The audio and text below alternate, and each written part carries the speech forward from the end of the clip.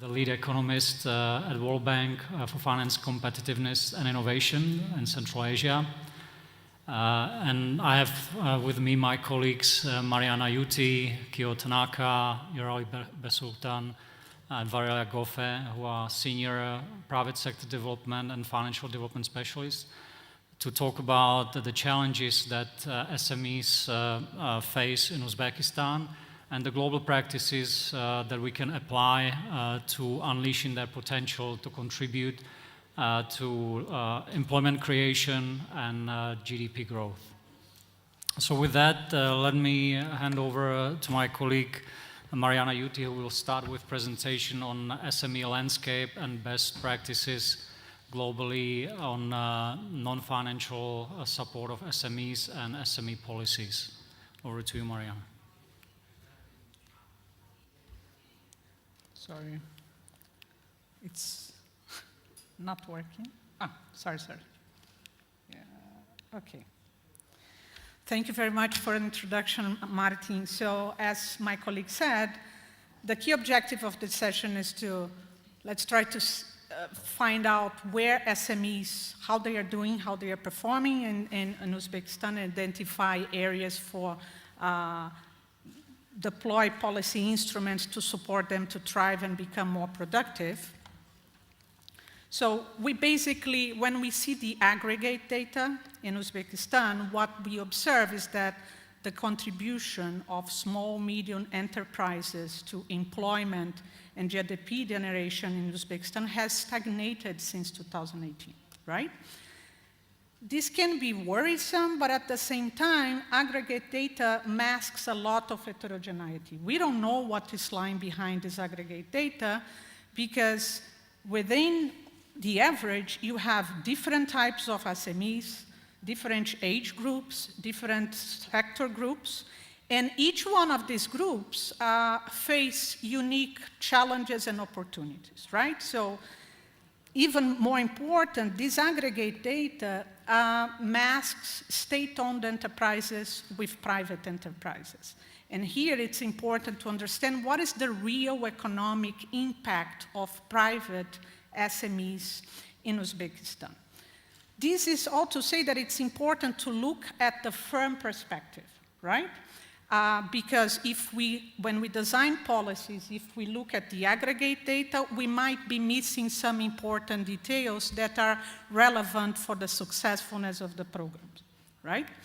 So this is all to say that when we think about creating a framework for private sector growth, it's important to put the firm with all its particularities at the center of the debate, right? So here, I just want to say that imagine a firm. A firm is, is managed by, it has a manager, the way the manager organizes the production process, how firm adopt digital technologies, how they organize the marketing process, the accounting process. This is what we call firm capabilities, right? But the firm doesn't operate in the vacuum. Firm operates in a market, right? And when it operates in this market, it accesses inputs different inputs provided by different markets like labor, right? Capital, finance, and also final products, right? So how firms sell their products. All of this is, it's still surrounded by business environment. And this comes essentially the impact of policy determinants, for instance, trade policy, how the trade tariffs are determined, non-trade tariffs, how competition policy is implemented, whether firms perceive competition pressure from other companies, right? And how is the tax rates and things like this. So this is all to say that when we talk about SME growth and private sector growth or firm growth in any form, it's important to put the firm at the center of the process, right? Precisely because firms are different and their differences determine the way they will operate in the market. So we at the World Bank, we use, because we understand that firms are at the core center of the process, we conduct several surveys, firm-level surveys So this one is the World Bank Business Pulse Survey. And what we observe with this data is just to tell you how Uzbekistan SMEs are performing in terms of digital tech adoption, right? So if you rank the firms according to the number of digital technologies that they adopt, and you focus on the group of firms that adopt more technologies, you see that only 23% of private SMEs in Uzbekistan show high digital readiness, right? When you compare with large firms, this gap is substantial. And private SMEs in Uzbekistan also face restricted market access, right? And by market access, here I'm talking not only about access to exports, right? Access to export markets, but also access to imported inputs.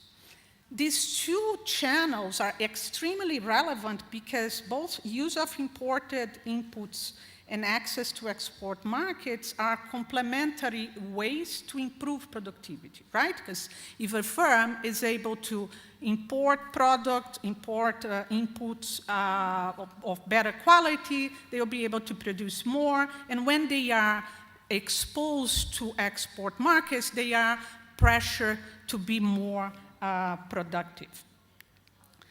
And when it comes to business environment where SMEs operate, what we observe is that despite recent reforms, and we acknowledge all effort made by the government since 2017 to improve business environment in Uzbekistan, we still see some areas for improvement, right? From the positive side, we acknowledge all the efforts done to reduce the regulatory burden in terms of administrative barriers to entry and expansion, the adoption of the regulatory guillotine, the reduction of number of inspections and permits processed in the country. But at the same time, when it comes to the playing field where firms operate, there are still some issues to be fixed, in particular to the continuing dominance exerted by state-owned enterprises, right? And what we observe in Uzbekistan is that SOEs, the way we call the state-owned enterprises, they are still operating in sectors where private sector is viable, right? So basically crowding out private sector development, including opportunities that could be suitable for SMEs. Against this backdrop, what we see is that the private SMEs frequently cancel investment plans, right? On average, according to our firm-level survey, private SMEs in Uzbekistan abandon 20% of their planned investment. And when you ask them why they do that, it's primarily driven by scarcity and high cost of finance, and also weak demand. Government in Uzbekistan, and this is also a trend all over the world, has been deploying a lot of money to support SMEs.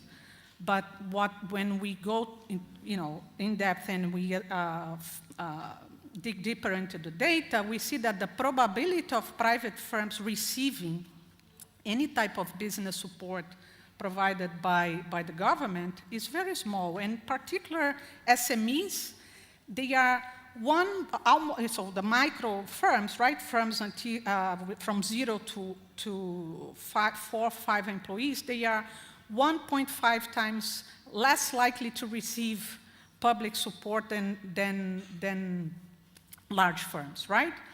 We also conducted some empirical analysis, and we observed that firms that were less affected by the pandemic in the 2020-2022 period, they were more likely to receive support from the government, which suggests that the support is being given to firms that are not necessarily those that are in need to receive they were not affected, so they are not necessarily in need to receive the support. To complement this analysis as part of our work here, we also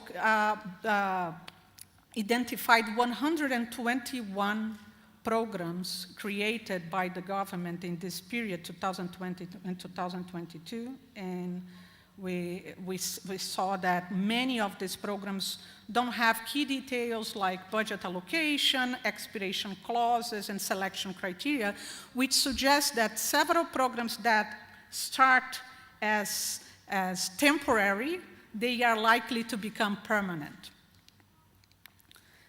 So, with all this data, all this evidence that we managed to collect, it's time to rethink business support policies in Uzbekistan, right? So how can we make better use of public resources deployed to SMEs and to private sector firms overall in the economy? Here, I think it's important to stress that interventions, when they are the policy interventions, when they are designed to target a particular group of the economy based on size criteria like SMEs, they often backfire, right? There is a very strong and clear stylized fact, not only in Uzbekistan, but all over the world. For instance, when you create a special tax regime for SMEs, this ends up creating a disincentive for firms to grow because they prefer to stay under the ceiling to benefit from the special tax regime. So, because of this type of size-based policies not often working in practice, the world is changing the paradigm of SME policies, right? So, it's time to shift from SME-specific support programs to focus on firm productivity and growth, regardless the size. Even if we want to focus on SMEs, but at least let's acknowledge the fact that SMEs, as any type of firms, they need support to growth, not to survive, right? So here, the importance for us is to have a solid institutional framework, right? With policies that are well-designed, that are informed by data, that are accompanied by a robust monitoring and evaluation framework, and that these policies are targeting 3 key objectives: improve business environment where firms operate, strengthen firm capabilities, make sure that these firms are better equipped to organize their production process, to adopt new technologies, in particular digital technologies, right? And policies that are that enhance the capacity of firms to access new markets. With this in mind, what we conducted several analyses in more than 100 countries, the World Bank, and what we see is that there are new trends in support programs all over the world. It's no longer providing finance is not enough, right? It's important to complement financial instruments with what we call non-financial instruments, those instruments that will be targeting essentially the firm capability side of that pie that I showed at the very beginning, right? Examples of this type of non-financial measures include, for instance, supplier development program, where firms are helped to be matched to international suppliers, basically to help them to access new economic partners and export to new markets, more sophisticated markets with higher price premium, right?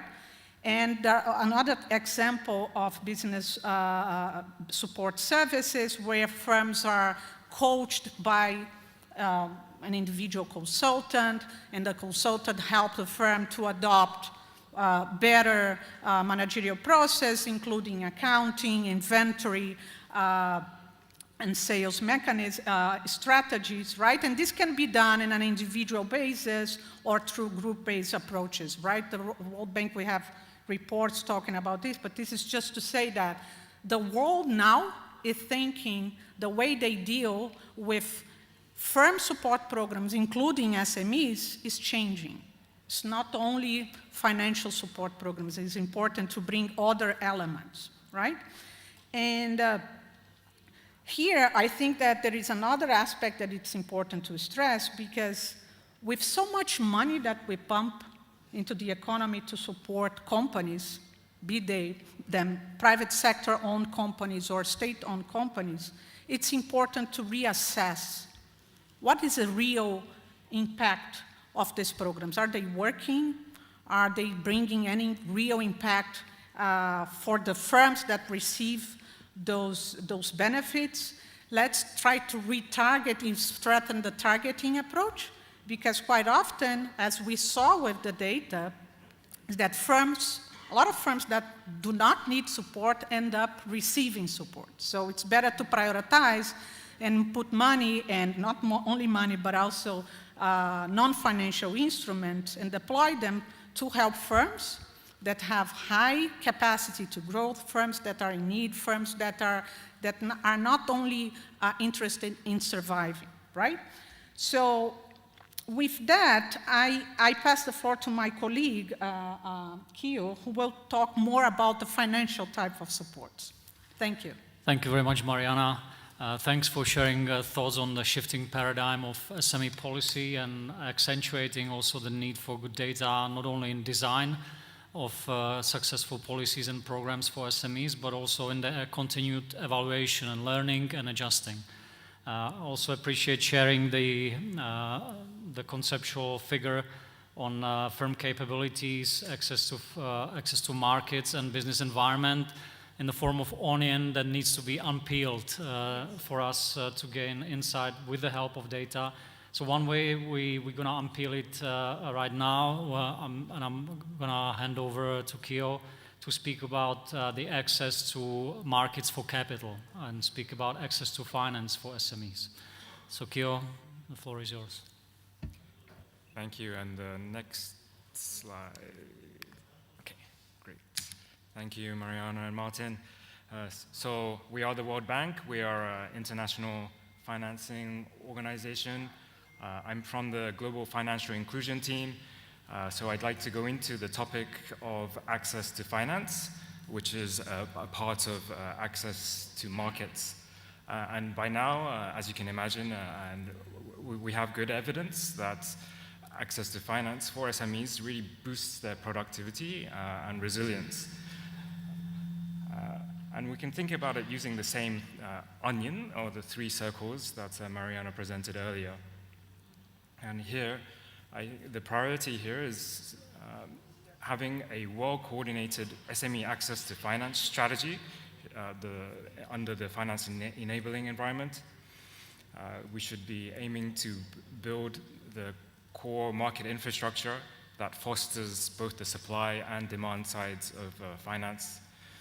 And this is a priority not just for the efficiency purposes, but because it actually doesn't cost as much for the amount of impact you can expect to.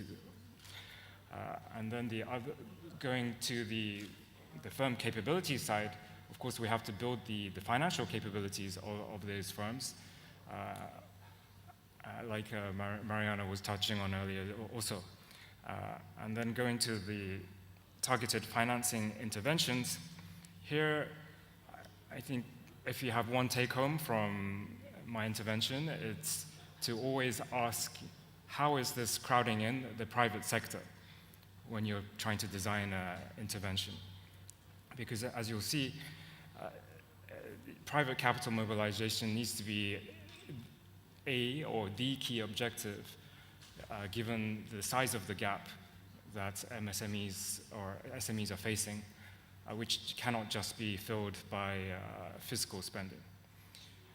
So I'd like to go in the next two slides into a bit more detail on the enabling environment and the targeted financing interventions.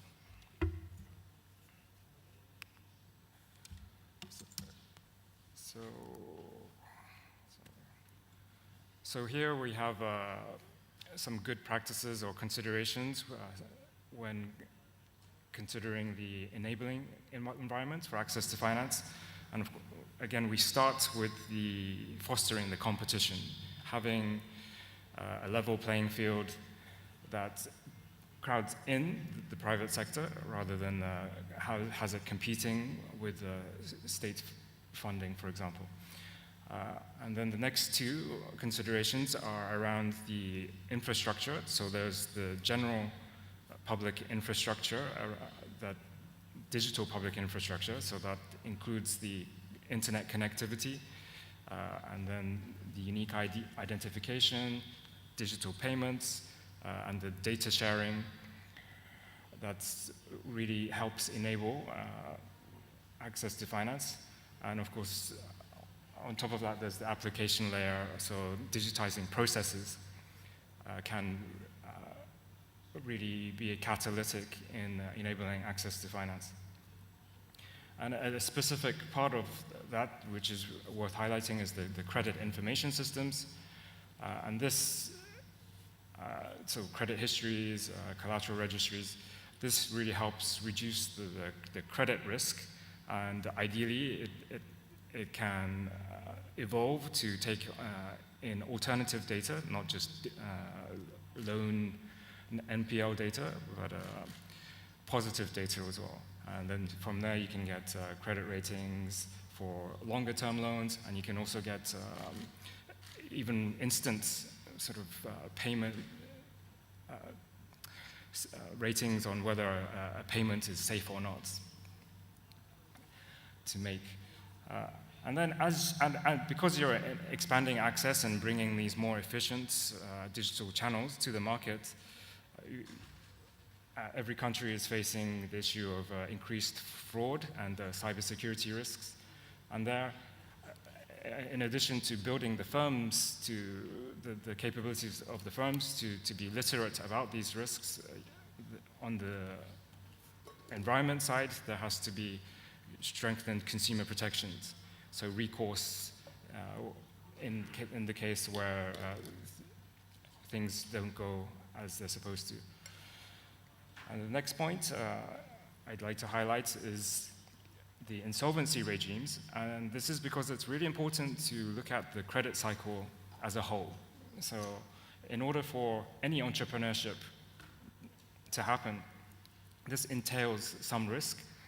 So the firms and the banks need to be able to take risks, which means sometimes even for very safe credits, there is that risk that things don't turn out well. Economic shocks will happen.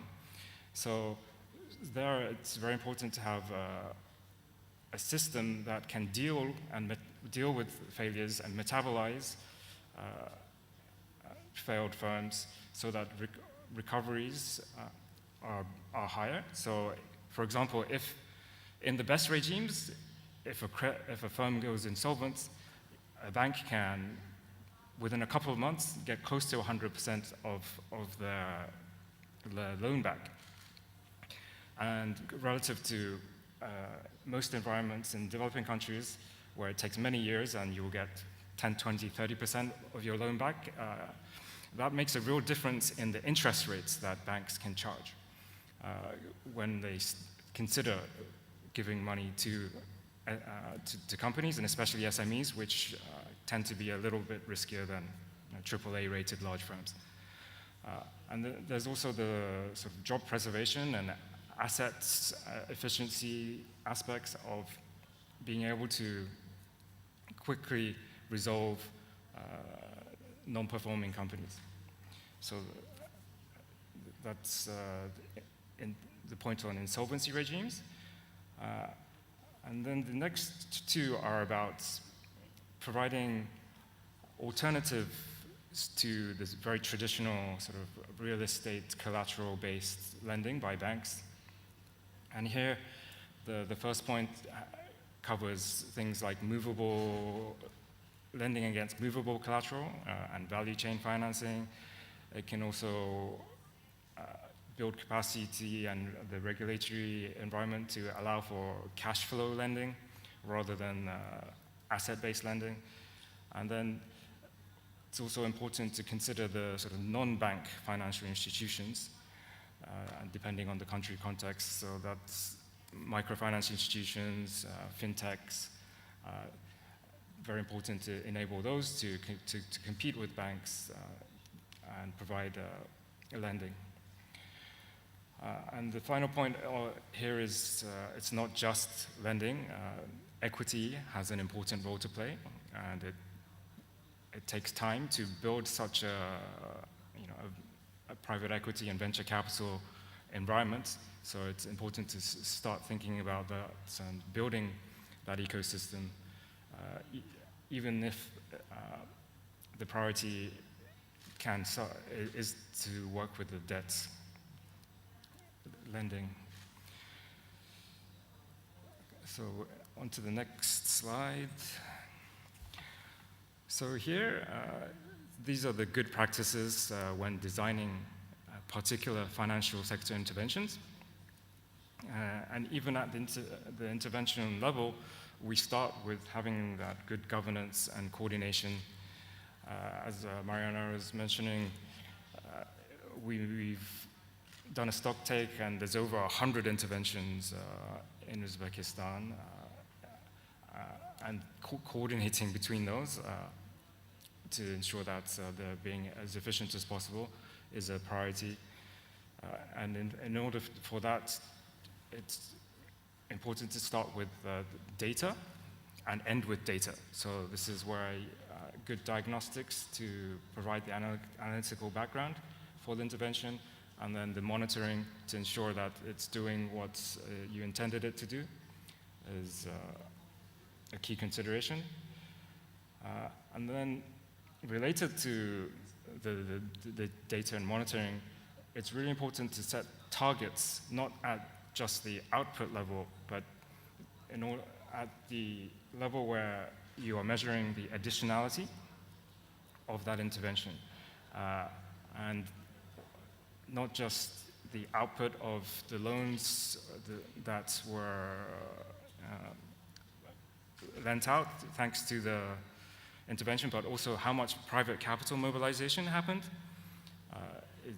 As we were saying, is super important. And as part of this whole optimizing for private capital mobilization, the next 2 points, you have to look at the balance between the concessional, what the concessional financing can and should be doing, and again, it should be catalytic and time-bound, and blended as much as possible with the commercial financing. So that's the leverage blended finance point. And finally, there's a long-standing body of evidence that shows that interventions, especially for our SMEs, are much more effective if they couple both financial and non-financial support. So that's brings this presentation together. And I'd like to finish with the chart on the right, which shows credit gaps to SMEs are around typically around 20% of GDP in most countries. 18 happens to be 18% in Uzbekistan. That's tens of billions of dollars, much more than subsidies can hope to bridge. So again, how can we crowd in the private sector? Thank you. Thank you, Kyo, for sharing with us the perspective from the global best practices on how to deal with the SME financing gap that we see around the globe. And one of the messages that I would take from the presentation is that it's expensive for countries to throw money at the problem, for example, in the form of subsidies. It will never help, close the gap. It's a drop in the sea. So every drop that is spent needs to have a large private sector multiplier. It means mobilizing more private capital to solve the problem.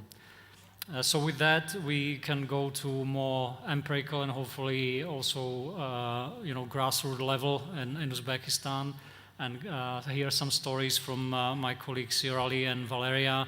Yarali we spent some time talking to businesses and conducting what's called focus groups, asking them about the problems, the challenges, and how we could help them to grow and do business better.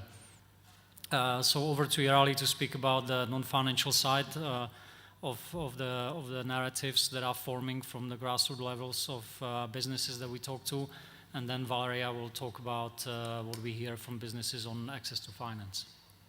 Okay. Irali. Thank you. So as my colleagues mentioned, sort of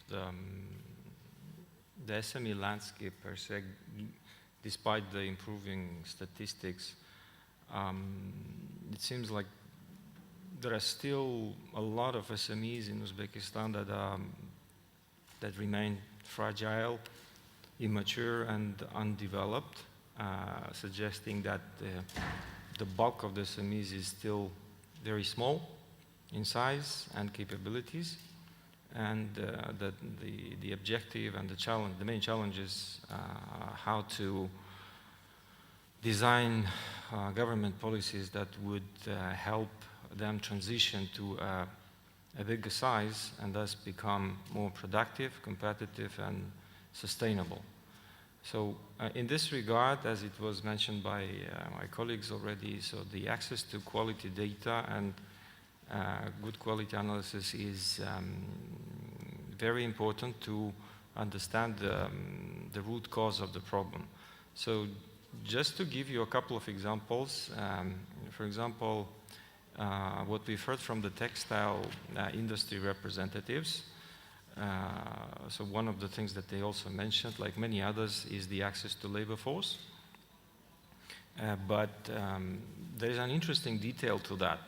So it turns out that at the same time that there is we also know that every year there is an X number of new people entering the labor market and trying to find a job. But at the same time, for example, the textile sector, which is enjoying a lot of government support, still reports the lack of labor force for the factories. So, and the reason for that turned out to be that traditionally this sector, this type of work usually employs women, and given that, at least partially, that a lot of men in the families typically leave the country to work abroad, the burden of maintaining the family is left with a woman who has less and less opportunities to work or do anything outside the household. So, and this is happening despite the increase of the salaries. So what they reported like 2 years ago, if the average salary was $150, now it doubled, plus the companies are trying to provide other types of benefits, like covering some other financial expenses, but still that is not enough. So, and this goes to the point that, like in many other spheres, in SMEs as well, the potential of women entrepreneurship and women employment is yet to be discovered. The second thing I wanted to mention in the same sector is something called, at least I call it, an implicit price regulation. So by law, there is no price regulation, right? But the mentality is such that if the ministry makes a public statement or posts up an information that there is an indicative price, for example, for a cotton, then it has tremendous implications on the players in the market, right? So that is also something that needs to be, I think, carefully considered going forward. One more example is, and this is related quite tightly to the digitalization, and I will elaborate a little more on that. So the reliability of the power supply. So the issue seems to be is not that much of a connectivity to the power supply, but more of its reliability. For example, the number of power cuts per the last BEEPS enterprise survey was twice as high as the regional average. And this, what is particularly alarming is that this number was higher specifically for the SMEs. For the large companies, it was more closer to the average, and it, as we understand, the large companies in Uzbekistan have their own way to secure sort of priority power supply when there is a shortage. SMEs do not have that advantage. And when it comes to the digital technologies, as you may understand, computers rely on electricity. So, and if a company either uses or tries to develop such an instrument, any power cut is basically a cost and a limitation for further deployment or application of that digital technology.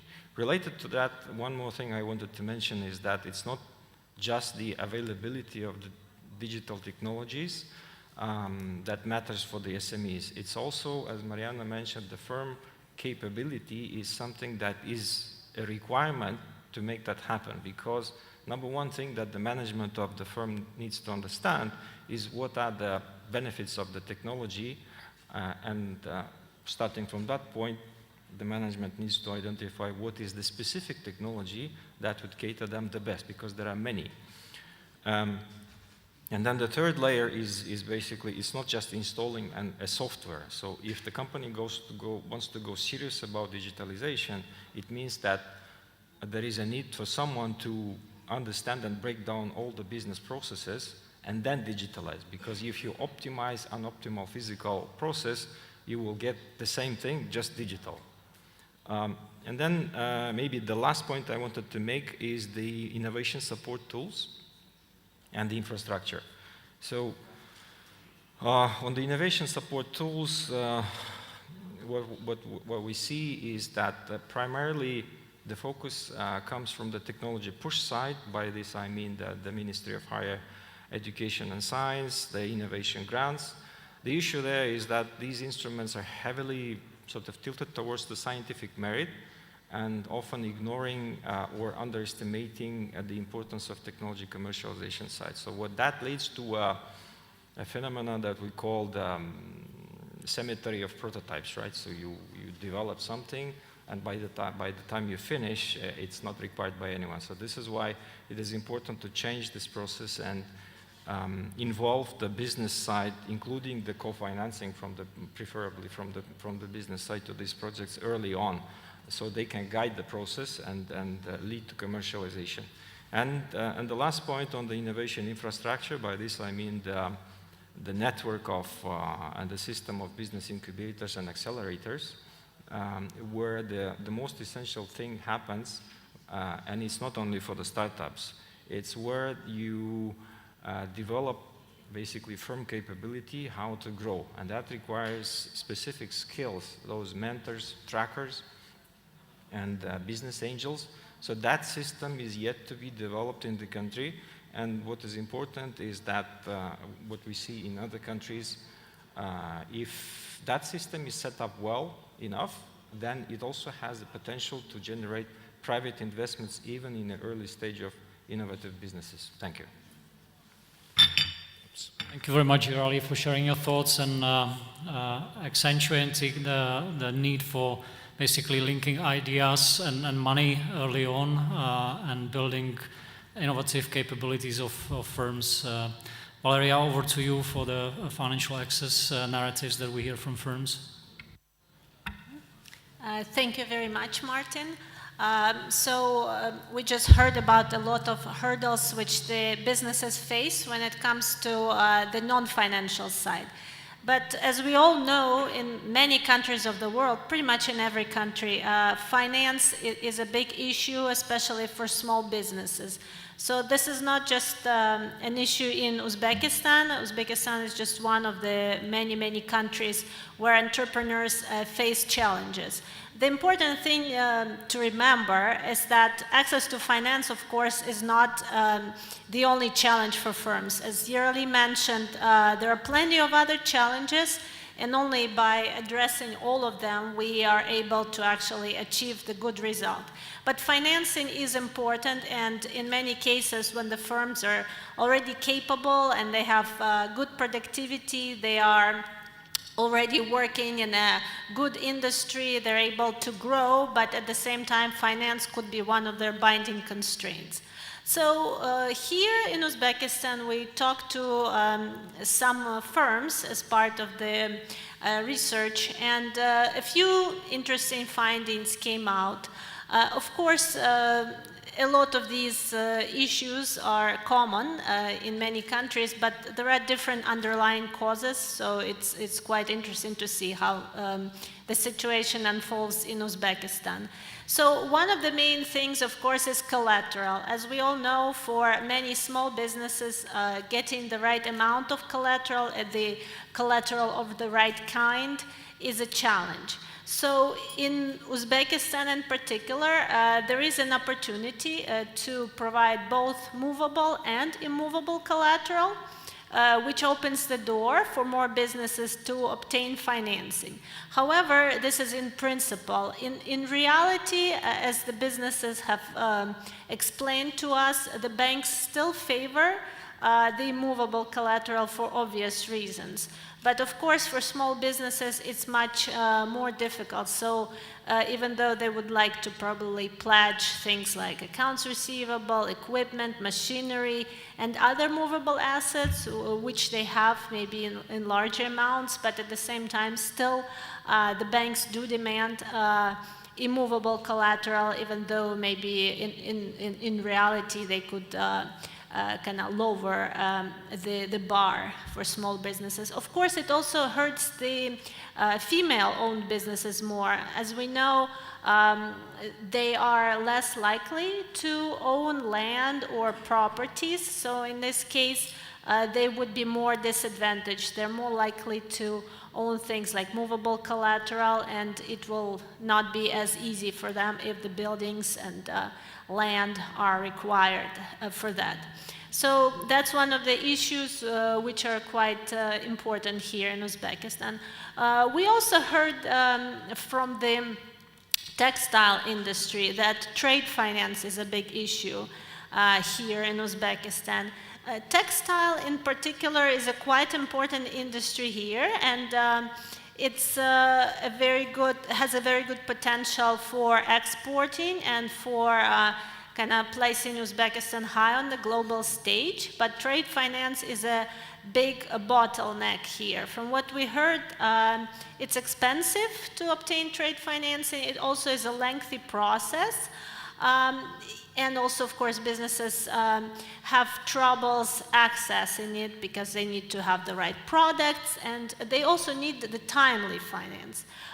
From what we understood, the process is lengthy, and in some cases, as you know, if something takes a long time, it might hurt you competitively. So you might not be able to any longer fulfill this contract, so you might actually lose the contract. So in this case, it's not just the price, but it's also the length of time and the fact that maybe the financial institutions are less willing to serve these types of clients. The one thing I want to mention, in Uzbekistan and in some other countries as well, the lending to individuals takes a large share of their portfolio, so it's much easier for them to lend to salaried individuals instead of really working with SMEs and having to assess them and so on. Usually it's a very lucrative business for banks, so if there is an opportunity to lend to this segment, they might be less inclined. So trade finance, a big issue, collateral, a big issue, also consumer protection issues. So we're actually working here at the World Bank on the consumer protection issues, and it comes up in many, many areas of the financial sector, so in relation to SMEs as well. And of course, we want to also work on financial literacy. In Uzbekistan, this is still quite a bit of an issue among individuals, and of course, given that small firms oftentimes do represent individuals, this is also a significant issue, so needs to be considered. In addition, we heard things that there are lack of products which are acceptable for SMEs, and oftentimes the range of products offered is quite limited, simply because for the banks it might not be the most lucrative segment and they would like to concentrate maybe on others. So they do not have the incentive to innovate. And also they don't have as much incentive to maybe look too much into the credit worthiness of the business, and they are more likely to just take large amounts of collateral and less do cash flow lending and look into the essence of the business and so on. Another factor I wanted to kind of allude to is the structure of the financial system here in Uzbekistan. So for a long time, the banking sector was very much state-dominated, and it still remains so, even though there are some steps taken towards privatization. Well, there's nothing wrong with that, with the exception that for a while, the state-owned banks have been more interested in lending for various government priorities to different industries, different larger businesses, and the segment of SMEs was for a long time overlooked. In the last years, with the new kind of priorities on the government agenda, including the SME segment, this is changing. However, still historically, you must understand that the banks have not had maybe as much experience with this type of businesses, which to some extent puts them at disadvantage. So they do still need to understand the tools, how to lend to SMEs.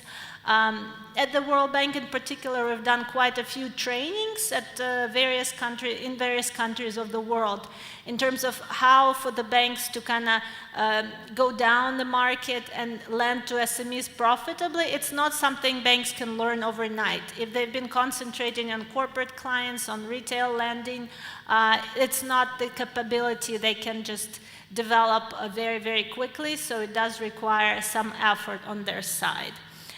So I think I will probably stop here, but definitely there are a lot of issues with access to finance for SMEs in Uzbekistan, and they need to be addressed. Thank you.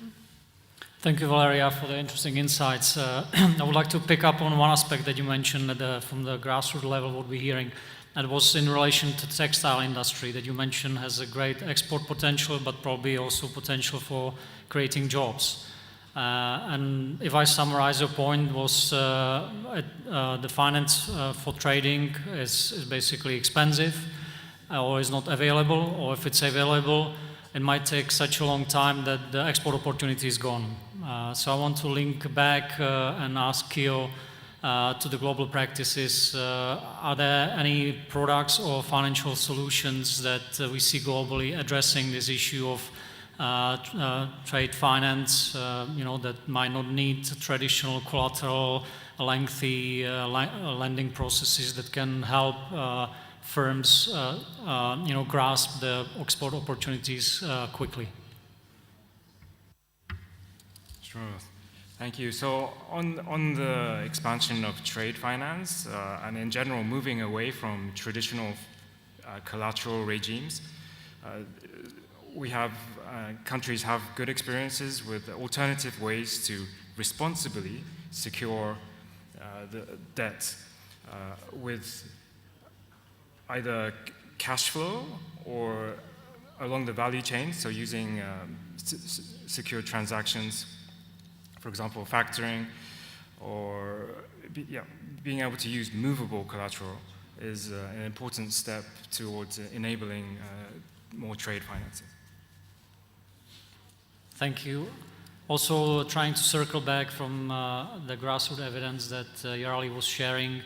Mariana, you talked a lot about capabilities, but it seems like Yarali was hearing more complaints about the outside of the firm, from firms. Maybe firms don't have a tool or ways to self-reflect. How is it globally, and how do we help in terms of firms to reflect? You mentioned digital capabilities, for example. But what's the best practice here? No, thank you very much, Martin. This is a very important question. We always use a phrasal verb saying that firms don't know what they don't know, right? So it's difficult for a firm to identify areas where they are lagging behind And indeed, this is a topic that is of the World Bank. We are researching this extensively, and we have tools to help firms to identify areas where they are lagging behind, right? So creating mechanisms for firms to surveys where firms respond to certain questions and they receive a very short assessment identifying areas where they are lagging behind in terms of frontier firms in their countries, right? In terms of marketing, inventory, sales, accounting. And so they know essentially in which areas they can adopt digital technologies to support them going through the frontier, right? So this is a tool that the World Bank has developed and it's applying in other countries, and Uzbekistan, I think it will benefit a lot, right? So of course, this is a tool that should, I would say, be deployed together with financial instruments, right? So banks, when they lend to companies, companies will know, okay, so I'll get this money, right? And what I should do, how can I use this money to allow me to integrate the digital technology in my daily life, and making sure that all my general business functions are digitized properly. Thank you. Thank you, and this I think resonates well with the point that access to finance also needs firm capabilities, and digital is one example to be more transparent, readable for banks. So thank you very much. At this point, ladies and gentlemen, I would like to open for questions and answers, or just sharing your own experience or stories from your firms, your businesses, your observations, your policy-making experience. Any questions from the audience, please? Thank you for your input.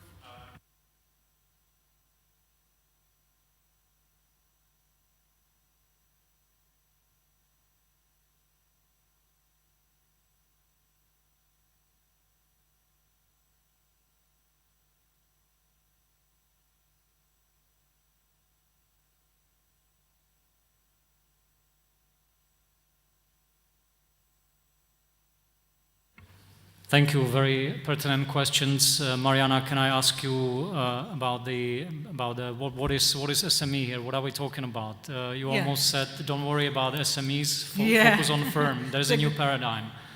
Can you enlighten us, please? Thank you so much. So when it comes to a survey, right, so you need to segment the sample frame, so you need to identify groups of firms because the firms are different, so you need to interview a minimum number of firms within each group.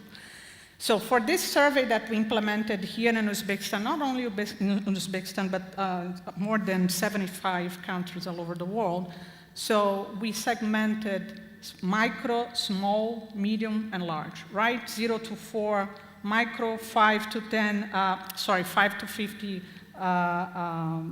5 to 20, small, 20 to 50, medium, and large, above 50. Of course, each country has a different definition of SME, right? That's why this is not the point. It's not the point where to put the threshold, right? The issue that we want to call your attention for is consider the broad spectrum of firms, right? And even within what we call the SME segment, or whatever the threshold we use, it's important to bear in mind that firms are different, right? Even within the SME population, you have firms with different ages, right? Older SMEs are normally less productive than young SMEs, right? And they need to be treated differently, right? So from a sector perspective, I think we should apply the same principle, right? So certain sectors where, for instance, the export propensity is much more pronounced, they need to receive a different type of support. So this is our point. So SME as a population is very diverse, and we need to identify different segments, different market niches within that, right? Of course, when you design a survey from a statistical standpoint, you need to make arbitrary decisions in terms of threshold. I'm just sharing with you the threshold that we apply for this type of survey in Uzbekistan and countries all over the world. Thank you. Thank you, Mariana. There was another question on privatization, and I wanted to turn first to Valeria, maybe then back again to Mariana or Yerali if they want to come in. Privatization is a big agenda here in Uzbekistan, but obviously everybody wants to go fast about it, the transformation to be finished soon, for firms to be privatized, but the geopolitical investment environment is not easy. There's a lot of uncertainty around the world. So what could countries do in terms of Uzbekistan, in terms of the benefits of privatization? Will it help with access to finance of SMEs? Do we have any insights that we want to share? I can share a little bit regarding the privatization of the financial sector. So this will definitely have a large impact. Even today, when we look at the financial statements of the banks, actually the private banks are outperforming the state-owned ones.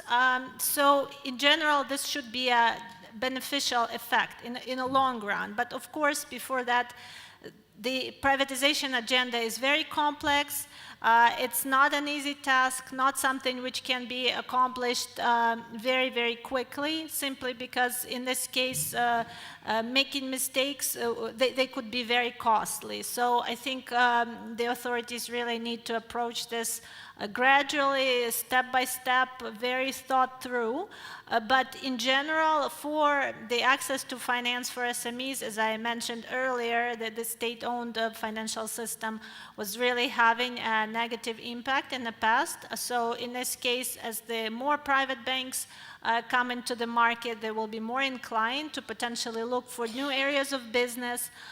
They will be more looking to do things right, improve their governance, improve their NPL. So we know that at some points we've had some issues with the quality of the loan portfolios of state-owned banks.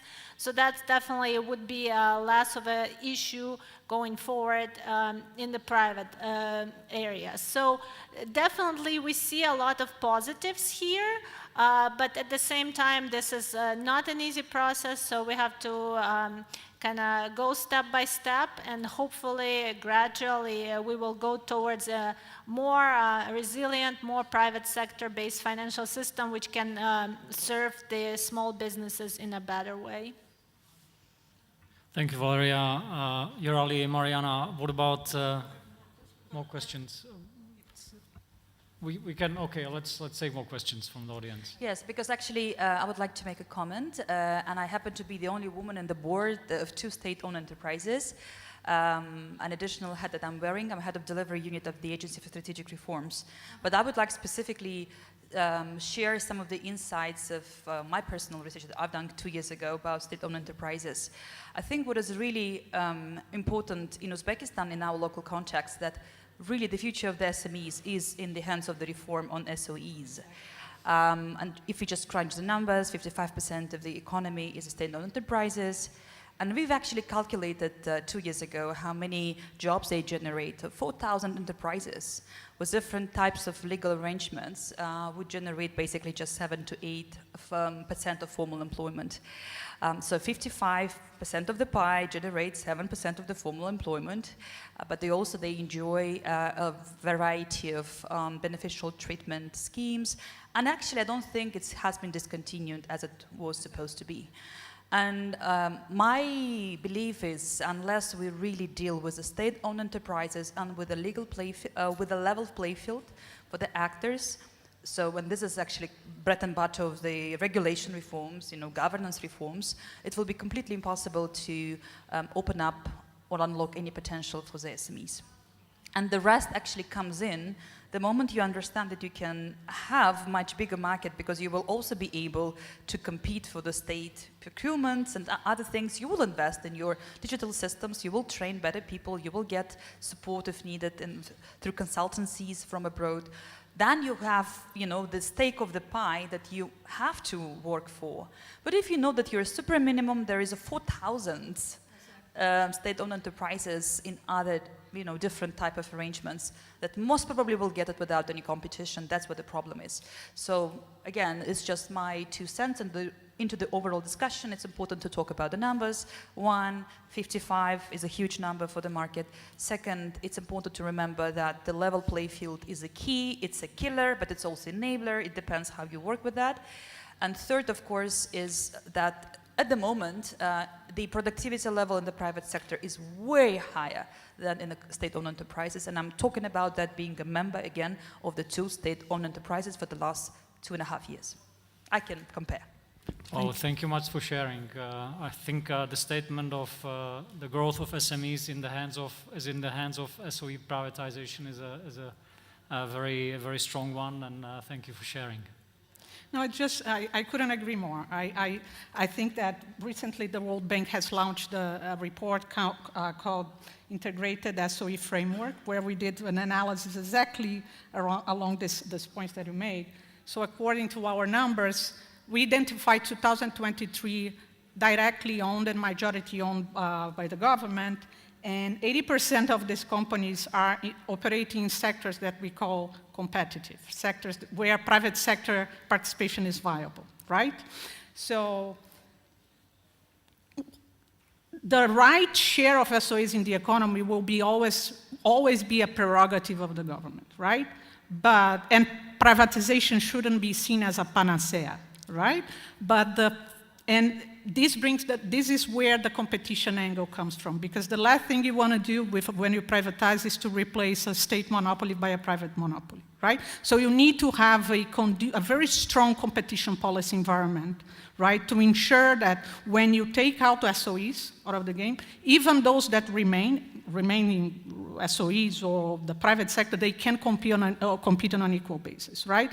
Uzbekistan has made, I would say, substantial improvement in the competition policy angle, right? So they recently approved the new competition law, which empowers the competition authority to approve the creation or reject the creation of new SOEs, right?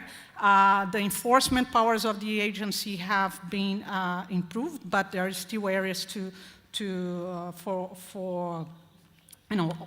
for further development. But I think that indeed competition is essential, right? So, and in sectors where where private sector participation is viable, right? Like real estate, professional services, wholesale retail, if SOEs are there, this completely crowds out private sector, right? Including SMEs. Maybe we can take a last question from the audience. The organizers are reminding us that we're already running over, so please, you are patiently waiting. Thank you. Viktor Moiseev, Uzbekistan Direct Investment Fund. So this is the question probably to Mr. Tanaka. Actually, can you elaborate a little bit on the rating issue? You said for the SMEs there is a possibility to get rated and then to take some benefits from World Bank. Or can you please elaborate? Because I mean SMEs, they're quite difficult for them to be rated, I mean, from rating agencies or stuff. So can you please explain, I mean, is there any instrument for SMEs to get supported if they are kind of rated or so the question, thank you. Thank you. So the question is SME rating, is it possible? How and how can it improve SME access to finance? Perhaps just to clarify, this is in the context of a credit rating agency, and the SME wants to raise capital from the capital market, so it needs a credit rating to issue a bond. Is that the... No, for an SME, it's quite difficult to issue a bond. So this is the question, actually. Mm-hmm. I mean, when you're talking about rating, credit rating, this is the rating from, I mean, major rating agencies, right?